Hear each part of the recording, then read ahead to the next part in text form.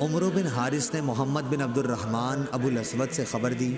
انہوں نے کہا کہ میں نے عروہ سے حج کا مسئلہ پوچھا تو انہوں نے فرمایا کہ عائشہ رضی اللہ عنہا نے مجھے خبر دی تھی کہ نبی کریم صلی اللہ علیہ وسلم جب مکہ تشریف لائے تو سب سے پہلا کام آپ نے یہ کیا کہ وضو کیا، پھر طواف کیا، اور طواف کرنے سے عمرہ نہیں ہوا۔ اس کے بعد ابو بکر اور حضرت عمر رضی اللہ عنہ نے بھی اسی طرح حج کیا۔ پھر عروہ نے کہا کہ میں نے اپنے والد زبیر کے ساتھ حج کیا، انہوں نے بھی سب سے پہلے طواف کیا۔ مہاجرین اور انصار کو بھی میں نے اسی طرح کرتے دیکھا تھا۔ میری والدہ اسماء بنت ابی بکر رضی اللہ عنہا نے بھی مجھے بتایا کہ انہوں نے اپنی بہن عائشہ رضی اللہ عنہا اور زبیر اور فلاں فلاں کے ساتھ عمرے کا احرام باندھا تھا۔